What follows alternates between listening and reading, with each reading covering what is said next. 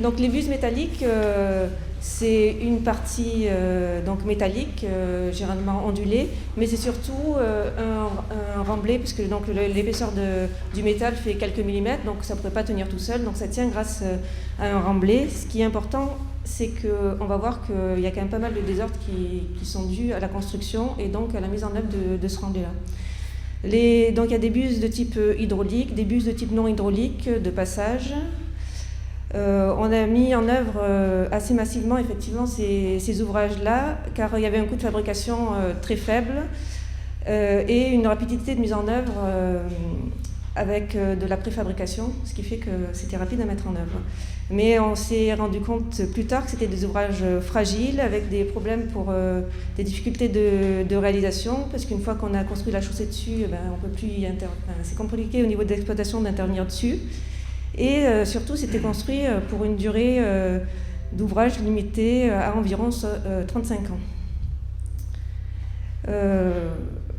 Donc j'ai fait quand même 2-3 diapos sur les inspections et investigations avant de mener un projet de réparation. Les inspections de ces buses, notamment quand elles sont hydrauliques, doivent être faites à l'étiage pour absolument voir la zone de marnage. Si jamais on n'arrive pas à faire descendre de niveau d'eau, on peut faire appel à des plongeurs. On peut faire des relevés. Pour connaître l'épaisseur de métal, il y a 2 grandes méthodes, donc la méthode par ultrasons et une méthode par pastillage, comme on voit sur la photo de droite, où ça a l'avantage de pouvoir faire des prélèvements de remblais à l'arrière, voir si on n'a pas de remblais qui serait agressif ou autre. Donc les investigations, un profil en long, à minima de l'ouvrage pour voir les déformations. Et si jamais il y a une réduction de section qui est envisagée pour un ouvrage hydraulique, faire une étude hydraulique. Pour les buses de passage, il faut quand même s'assurer que le gabarit est respecté avec la méthode de réparation. Les principaux désordres sur les buses. Donc il y a les désordres de construction, il y en a qui sont généralement des déformations au niveau de la buse qui sont mises en œuvre, qui sont dues à la mise en œuvre avec des remblais qui sont mal mis en œuvre ou des remblais de mauvaise qualité ou des séquences de mise en œuvre qui ne sont pas conformes ou qui n'ont pas été pris en compte dans les calculs. Ces désordres-là sont problématiques puisqu'on n'arrive pas à les réparer, donc il faut intégrer ces désordres-là dans la réparation. Ça crée des déformations, des déchirures ça peut créer des déchirures au niveau des tôles. Et donc qui dit déformation dit qu'on a des problèmes d'eau, de stagnation d'eau et donc de corrosion au niveau des buses. On peut avoir des désordres accidentels, donc choc, donc soit au niveau de la mise en œuvre, mais aussi en période d'exploitation. Les affouillements, c'est une pathologie qui est très courante pour les ouvrages hydrauliques. Donc en amont de la buse, ça peut créer des relèvements de morceaux de buse, là, comme on voit là sur le schéma. Et aussi en aval, on a des affouillements qui viennent creuser finalement sous la buse dans lequel on n'a pas de parafouille. La corrosion, alors ça c'est le désordre. Alors là c'est les venues d'eau, donc avec des problèmes qui peuvent du coup affecter la partie extérieure de la buse, donc qui est plus visible, qui est noyée dans le remblai. Et qu'il faut s'assurer qu'on n'a pas de corrosion au niveau non visible. Voilà. Et donc la corrosion pour les ouvrages hydrauliques, donc à l'intérieur de la buse, où on peut avoir, comme sur les photos, la disparition complète de la partie basse des buses, des perforations. Pour les ouvrages de passage, notamment tout ce qui est bovin, on a aussi des matières agressives qui peuvent aussi générer des corrosions importantes au niveau du radier des buses. Les techniques classiques de réparation, donc d'entretien et de réparation.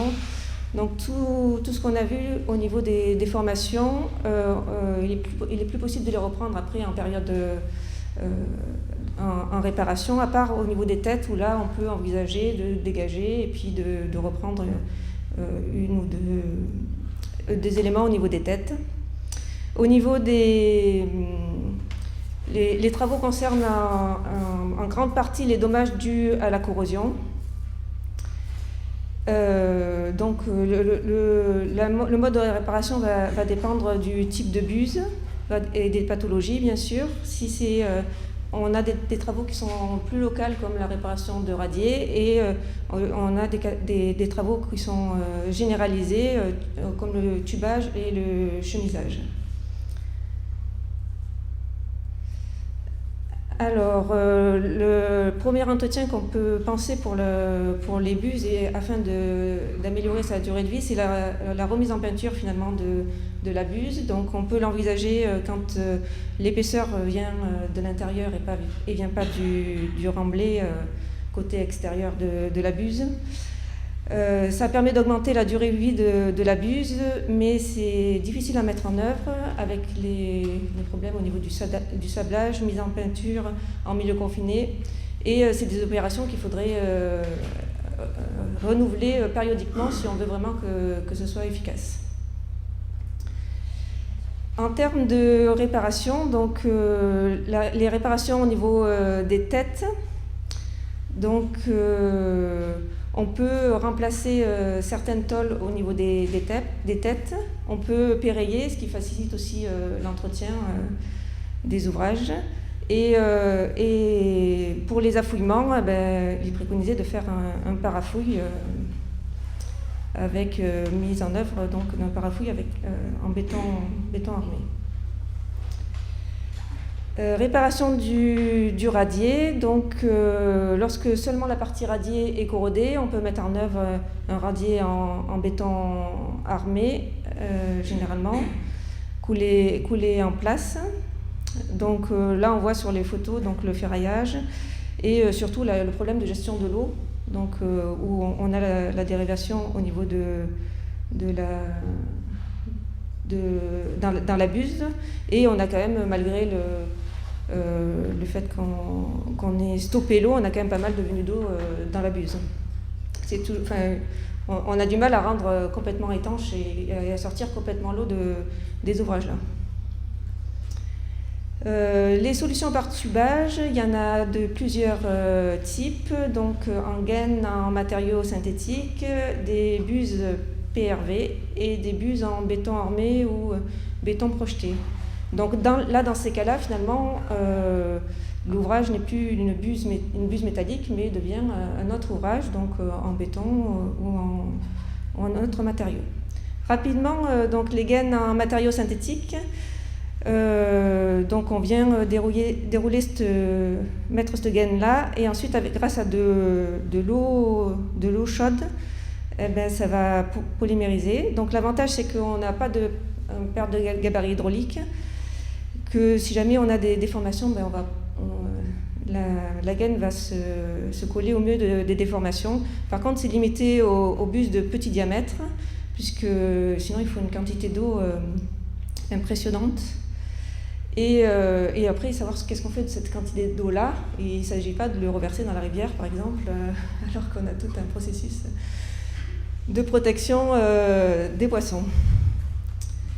Les buses PRV, donc on a des buses qu'on vient insérer dans notre buse métallique. Donc on a des faibles réductions de section si on n'a pas de déformation. À partir du moment où on a des déformations, on peut avoir des réductions de section importantes. Et on vient les injecter entre donc, la buse métallique et puis la buse PRV avec du coulis.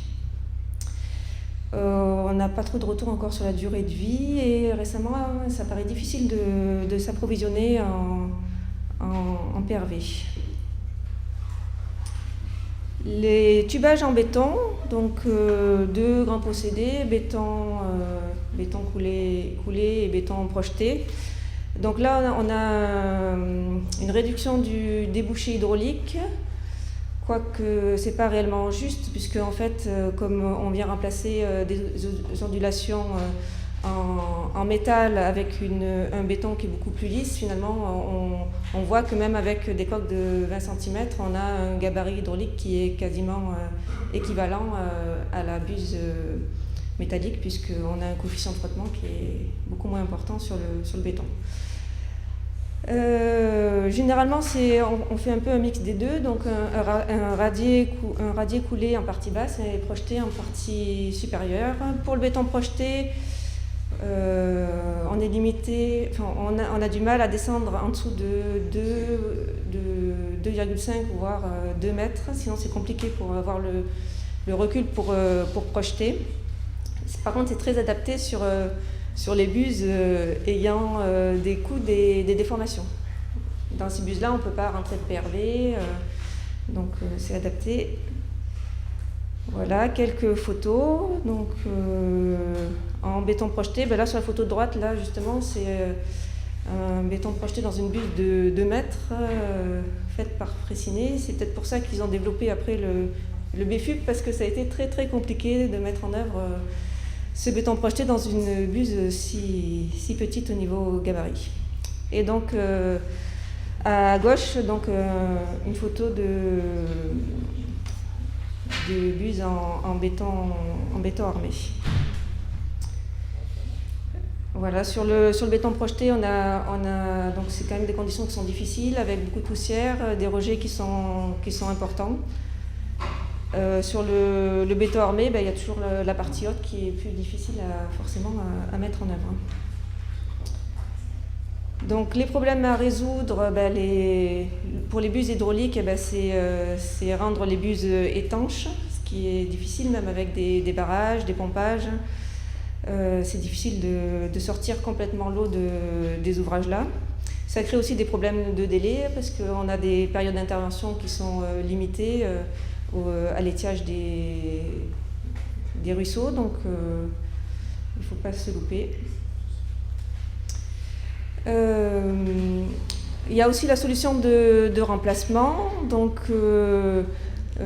c'est toujours une solution qu'il faut étudier, même si aujourd'hui avec les conditions de circulation et l'exploitation qu'on a sur nos routes, c'est quand même compliqué de couper la circulation, même par demi-chaussée. Donc ça peut être envisageable quand il n'y a pas beaucoup de remblais, quand on peut mettre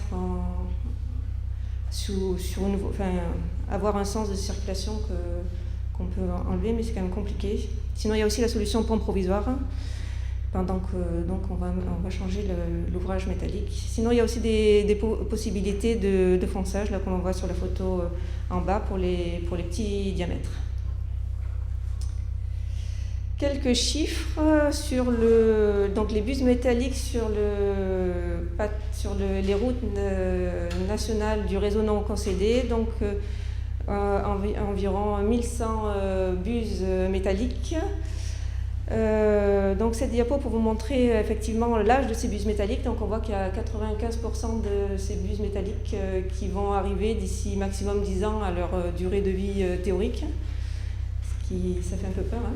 Donc là, c'est seulement le réseau routier national, sachant qu'il y en a beaucoup qui ont été construites sur des réseaux départementaux et communaux, vu le coût de mise en œuvre. Et que, donc, une fois qu'elles sont réparées, du coup, elles sortent de ces chiffres-là, parce que c'est plus des buses métalliques.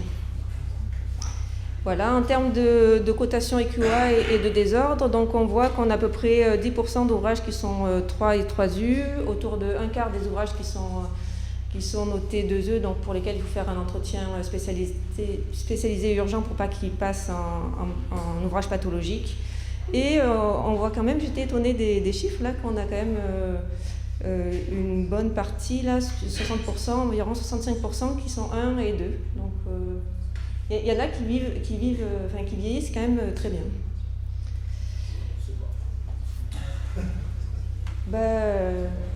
Ouais, ou alors... on va pas dire que c'est une généralité quand Donc les contraintes de ce type de projet de réparation, donc d'abord les contraintes hydrauliques avec tous les dossiers loi sur l'eau, les contraintes faune, donc continuité écologique, c'est quelque chose que depuis quelques années est à la mode, mais du coup, on est obligé donc pour rétablir la quantité écologique des cours d'eau de classe 2, de mettre en place des remontées pour les poissons, des barrettes, ce qui vient encore complexifier nos projets. On a aussi des fois des passages à l'outre suivant les projets, puis on peut avoir aussi des gabarits, des contraintes de gabarit. Un peu de documentation, donc sur les buses métalliques, donc on a un guide qui est en cours de rédaction sur la réparation des buses métalliques. On a l'analyse de risque qui a été revue donc en 2016. Voilà, merci.